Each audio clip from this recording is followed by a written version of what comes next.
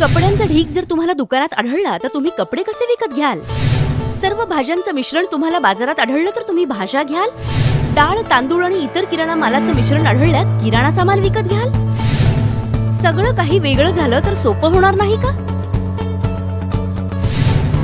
अशाच प्रकारे कचरा वेगळा झाल्यास कचऱ्यावर प्रक्रिया करणंही सोपं जातं. प्रत्येक सुक्या कचऱ्यासाठी निळ्या रंगाचा डबा, ओल्या कचऱ्यासाठी हिरव्या रंगाचा डबा, धोकादायक कचऱ्यासाठी लाल रंगाचा डबा, सुका कचरा, काच, लाकूड, चामडं, प्लास्टिक, धातू, कापड, रबर, कागद इत्यादी.